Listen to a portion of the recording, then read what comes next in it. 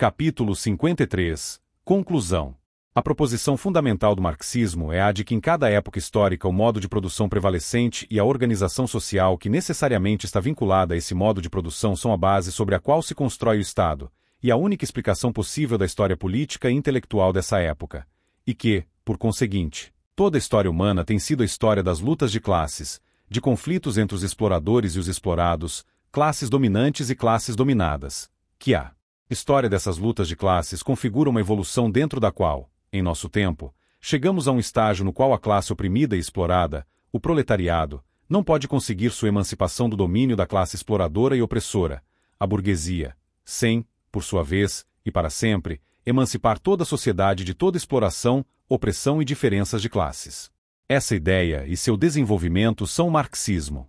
Suas suposições implícitas, ou corolários, são os seguintes. A suposição, infundada, de que houve um comunismo primitivo e que essa condição feliz e não antagonizada da sociedade humana foi perturbada pela aparição acidental e perversa, em um momento posterior, da propriedade privada. A suposição, falsa na prática, de que a abolição da propriedade privada devolveria automaticamente à sociedade a beatitude e a harmonia primitivas. Sobre esse ponto o Manifesto Comunista é explícito. O socialismo pode ser resumido em uma frase: abolição da propriedade privada. A teoria da polarização da luta de classes, na sociedade industrial, até que reste apenas a presença da burguesia e do proletariado. A predição da pauperização do proletariado. A proposição da factibilidade da abolição da economia monetária, do comprar e do vender, uma vez extinta a propriedade privada. O reconhecimento explícito de que, para iniciar a transformação da sociedade de antagonismos em sociedade sem classes, será necessário, em um primeiro momento, o uso despótico do poder, uma ditadura. O adjetivo despótico está escrito no Manifesto Comunista. A teoria, falsa, da desnacionalização do proletariado e de toda a sociedade. As diferenças e antagonismos nacionais entre os povos estão desaparecendo devido à uniformidade do modo de produção burguês. A teoria, falsa na prática, da suficiência das forças produtivas potenciais da sociedade industrial pelo modo de produção capitalista, e a suposição de que a liberação dessas forças produtivas, ao abolir-se a propriedade privada, dará lugar a tal abundância de bens materiais que, a curto prazo, o socialismo conduzirá ao comunismo, sob o qual cada um terá tudo, segundo suas necessidades. É mais do que evidente que, exceto quanto à previsão de um despotismo necessário, demonstrado abundantemente, não se cumpriu nenhuma das previsões do marxismo. Um exemplo é o desrespeito, por parte dos próprios marxistas, a uma das proposições centrais de Marx. Nenhuma ordem social desaparece antes do desenvolvimento pleno das forças produtivas que potencialmente contém, e as novas e mais altas relações de produção jamais aparecem antes que as condições de sua existência material se tenham desenvolvido na matriz da velha sociedade. Prólogo à contribuição à crítica da economia política.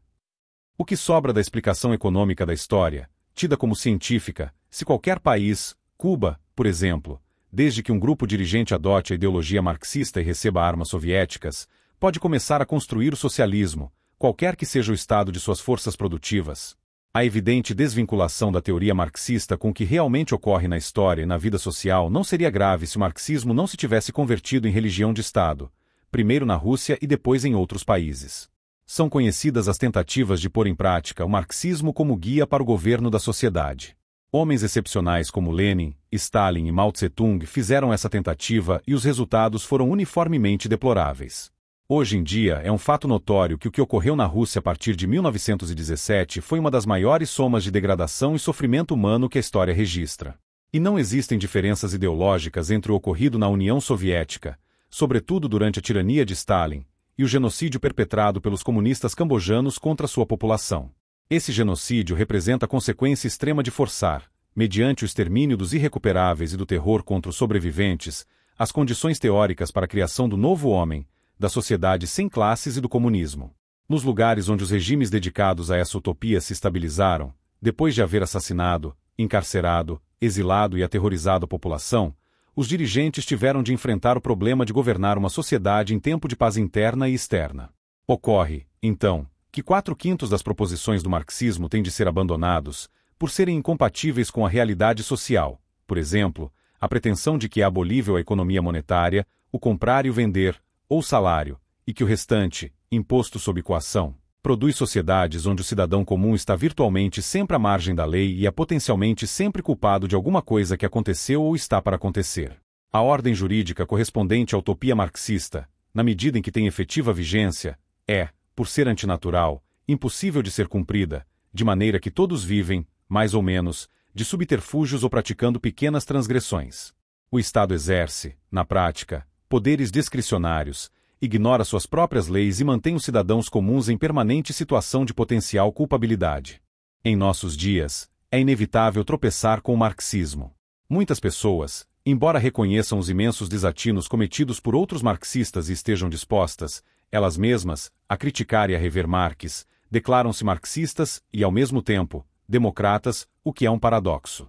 Essa atitude é sintoma de um processo moral e intelectual que acabará resultando numa desintoxicação definitiva. Quando, no entanto, criticamos o marxismo, é impossível fazer com que não se sintam ofendidos.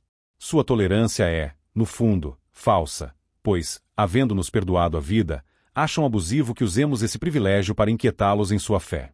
Não vacilam em afirmar que qualquer país onde tenha sido abolida a propriedade privada é preferível a qualquer país onde essa perdure. Na rota imaginária que os levará às estrelas, Cuba estaria muito mais avançada que a Dinamarca. Alguém já comparou Marx a um astrônomo que, tendo previsto um eclipse da Lua, organizou um partido político para acelerar o advento do fenômeno. Shafarevich, autor de O Fenômeno Socialista, sugere que a perene fascinação com o socialismo, presente em todas as utopias desde Platão, corresponde a uma exigência psíquica irracional. Popper, em A Sociedade Aberta e Seus Inimigos, sugere uma nostalgia universal pela sociedade tribal, estática, onde não existia o indivíduo. Devemos recordar que o fascínio pelo marxismo fez-se universal somente pela tomada do poder, na Rússia, pelos bolcheviques. Sem esse fato, o marxismo não nos ocuparia tanto e nem teria tantos adeptos entre aqueles que não têm sofrido.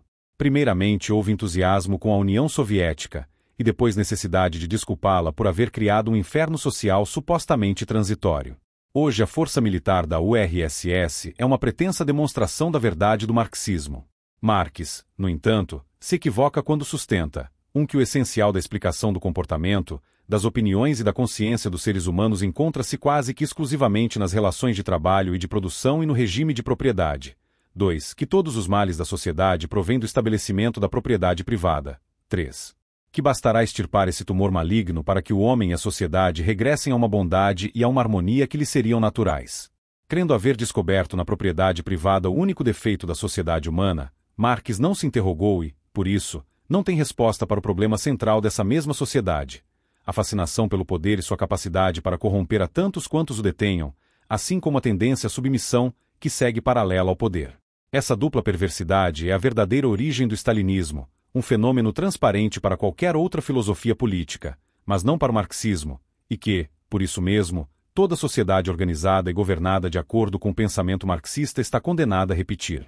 A estatização dos meios de produção em nenhum caso tem sido e nunca poderá ser uma etapa transitória rumo a uma sociedade mais livre e mais justa.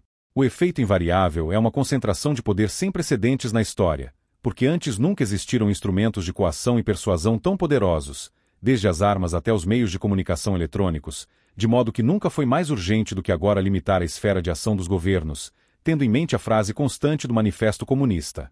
O socialismo pode ser resumido em uma frase: a abolição da propriedade privada. Com a abolição do domínio privado, escolas e universidades privadas, as igrejas, os partidos políticos, a imprensa livre, os grêmios e associações profissionais, e, em geral, todas as instituições não estatais, e não apenas os meios de produção dos homens de negócios, que é o que propõe Marx, desaparece a sociedade civil e o homem fica desamparado frente ao Estado. Isso se chama totalitarismo. Submissão de todos os níveis de uma mesma pirâmide, onde cada uma das camadas humilha e oprime a todas as camadas inferiores e é oprimida e humilhada, por sua vez, pelas camadas superiores, sem maior esperança que o exílio, ansiosamente desejado como mal menor. Hoje, é impossível deixar de admitir, mais de 60 anos depois da Revolução Soviética, que o totalitarismo e o stalinismo não são um desvio, um acidente, uma anomalia, mas sim a demonstração de uma tendência geral. Com a abolição do domínio privado, a luta pelo poder político convertisse no único mecanismo de competição entre os indivíduos aptos e ambiciosos, saindo vencedores os mais brutais, cruéis e inescrupulosos. A abolição do que Marx qualificou como moral convencional, inibições que os não-marxistas conservam a respeito dos limites à coação e à repressão, justifica o extermínio considerado virtuoso e indispensável do inimigo de classe. A teoria da missão especial do proletariado santifica a perseguição e a opressão, sem consideração humana ou remorsos, contra grandes grupos socioeconômicos, étnicos e religiosos. Com a maior inconsciência e crueldade, empreende-se a destruição dos valores anteriores à tomada do poder pelos marxistas e também a destruição moral e eventualmente física dos que encarnam esses valores. Em seu ponto extremo, essa loucura chega ao delírio cambojano, o extermínio sistemático de todos os adultos alfabetizados, a fim de aplanar os obstáculos ao advento do novo homem. Esse genocídio é de hoje, o que mostra que, com a passagem do tempo, o marxismo, em lugar de perder virulência, a acumula. Ao contrário dos que pensam que cada homem, perseguindo seu interesse particular, contribui ao mesmo tempo para o bem geral, Marx sustenta o contrário. Enquanto exista propriedade privada, cada homem, perseguindo racionalmente seu interesse, tende a causar a ruína da sociedade.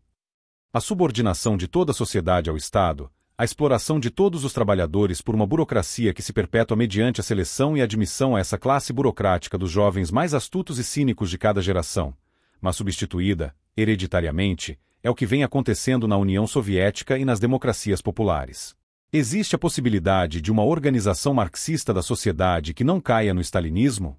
Pode a abolição da propriedade privada resultar em algo diferente do despotismo? É essa a questão de nosso tempo.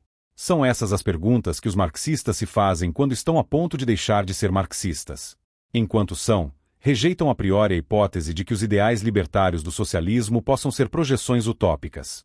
É uma inibição dogmática que, por si só, revela o marxismo como uma filosofia esterilizante, não apenas onde os governos marxistas dispõem de todo o poder, mas também para os marxistas que vivem, pensam e atuam em sociedades abertas, não policialescas, onde eles deveriam ser os pensadores mais livres, mais originais, mais profundos, mais renovadores, já que, supostamente, possuem a chave de tudo e não estão limitados nem pela censura e nem pela visão deformada pela cultura classista que nós, os outros mortais, supostamente sofremos. Que não haja dúvidas de que o projeto aqui descrito, de busca da ruptura revolucionária através do consenso, da coalizão e da pressão de massas, está em evolução. Tal projeto, como foi visto, não implica, necessariamente, o emprego de meios violentos ou graves ameaças, que a Lei de Segurança Nacional capitula como crimes, pelo menos na atual etapa. Essas atividades pacíficas, no entanto, cedo ou tarde, ou seja, quando as condições objetivas permitirem, darão lugar à violência revolucionária, que o marxismo-leninismo considera inevitável, fez-se reação da classe dominante, que rejeitará ser despojada, sem luta, de seu poder político, e de um núcleo esclarecido que poderá ser vencido, compelido a aceitar a nova ordem, mas nunca convencido. A inevitabilidade da luta armada é, portanto, um princípio do marxismo-leninismo. Para definir o caráter legal ou ilegal das atividades desenvolvidas em nosso país pelo movimento comunista internacional, devemos ter em mente um outro princípio básico do marxismo-leninismo, qual seja, o de que o governo de qualquer país é um governo de classe e nenhum Estado jamais defende os direitos e nem promove o bem-estar de mais de uma classe. Em consequência, os partidos comunistas dos países não comunistas consideram-se atuando sob um regime inimigo, que deve ser destruído. A concepção materialista da história alega que a base material condiciona as transformações históricas. A burguesia, embora não detivesse o poder político, possuía o poder econômico e aí condicionou sua ação para ultrapassar o feudalismo. O proletariado não tem poder econômico e nem poder político. Também não tem base material, pois os chamados meios de produção estão nas mãos da burguesia. Tem, no entanto, segundo a teoria marxista-leninista, a consciência de classe que, graças à liberalização das leis dos estados não comunistas, lhe é introduzida pelo aparato profissional dos PC. Munido dessa força subjetiva, o proletariado fará a sua revolução, conclui a doutrina. Impulsionado pela sua vanguarda, o PC, o proletariado estabelecerá o seu domínio, e através do seu Estado, a ditadura do proletariado, irá adquirir o poder econômico, arrancando, pouco a pouco, todo o capital à burguesia, centralizando os meios de produção nas mãos do Estado e expropriando a propriedade privada. Algumas vezes, a tolerância, e a impunidade quase sempre, estimulam e constituem-se no principal fator que propicia o desenvolvimento e ascenso dessas atividades marginais, que encontram um ambiente propício na incompetência e futilidade de certos políticos. Para que o marxismo-leninismo seja combatido eficazmente, torna-se necessário, portanto, o conhecimento de sua teoria e sua prática, a análise correta de seus propósitos, estratégia e táticas, e a avaliação de suas formas de organização e métodos de atuação. Muitos governos, não levando em conta estes critérios, concedem espaço legal a essas atividades ilegítimas, hipotecando a estabilidade política de seus países e proporcionando condições ao fortalecimento e expansão dos partidos comunistas, dos grupos revolucionários e das organizações internacionais de frente. Por outro lado, uma concepção errônea do que seja um partido de revolucionários profissionais conduz, geralmente, a decisões equivocadas capazes de provocar graves consequências políticas, como a que estabelece distinções entre a teoria e a prática do marxismo-leninismo, abstraindo a inter-relação entre elas e a sua influência recíproca. Aos que defendem a tese de que se pode permitir o estudo, o debate, a exposição, a crítica e a difusão da filosofia marxista-leninista, devendo reprimir-se somente uma possível utilização delituosa dessa filosofia. Nessa linha de pensamento, presume-se e aceita-se que haveria uma variante delituosa, terrorista, do marxismo-leninismo, o que não deixa de ser um avanço.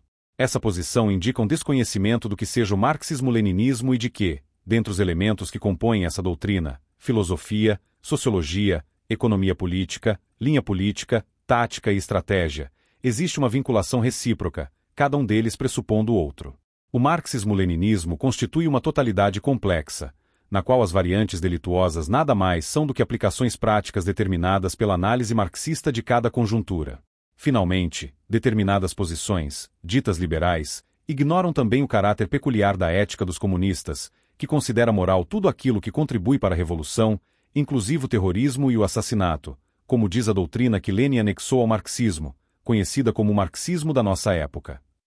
De forma geral, esses equivocados pontos de vista, desprovidos de uma análise científica da realidade objetiva, conforme o jargão comunista, ignoram o fato de que o marxismo-leninismo serve, na prática, para racionalizar e justificar a estratégia e as táticas de tomada do poder, finalidade última de toda a estrutura ideológica comunista.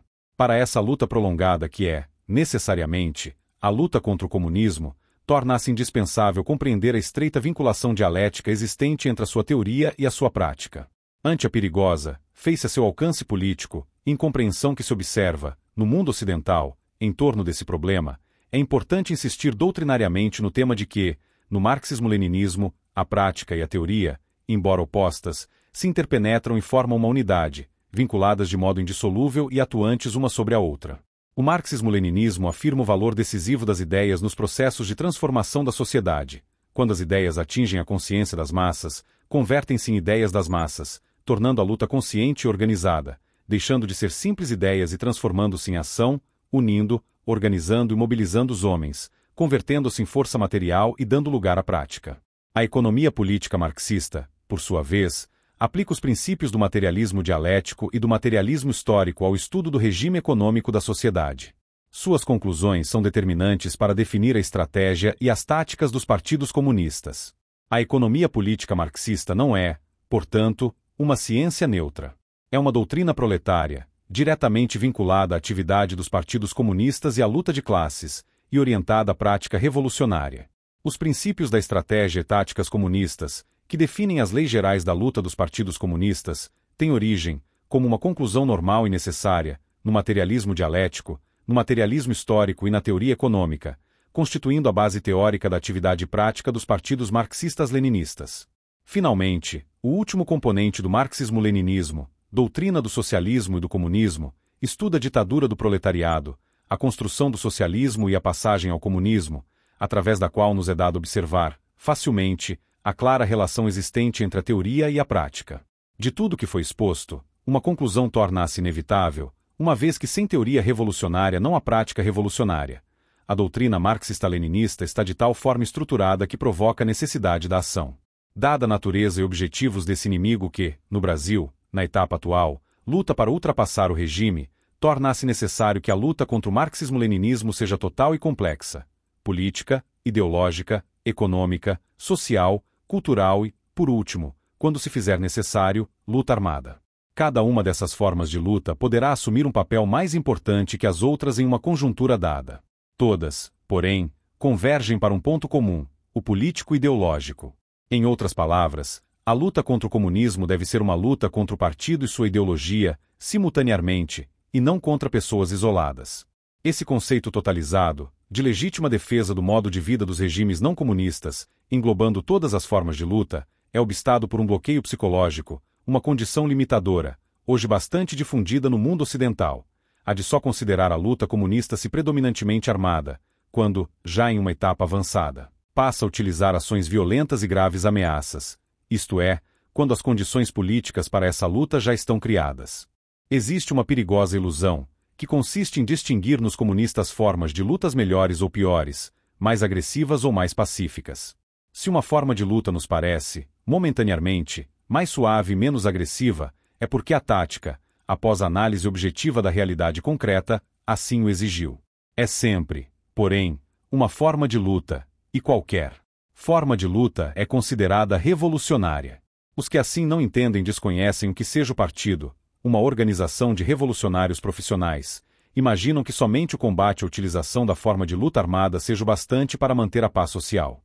Tal concepção, calcada em opiniões pessoais, despreza perigosamente os fatores políticos e ideológicos da atividade comunista, desarma os espíritos, semeia falsas ilusões e abre espaços à penetração da doutrina marxista-leninista em todos os setores, como, aliás, vem ocorrendo, pondo em risco o regime democrático, a federação e o Estado de Direito, ou seja, a segurança nacional. A guerra ideológica que nos foi declarada pelo marxismo-leninismo exige dos não comunistas, como condição primeira, a opção por uma posição clara e definida, sem tergiversações, e a responsabilidade primária de conhecer suas estratégias e táticas, a fim de que possamos combatê-lo e derrotá-lo na forma de luta que escolher.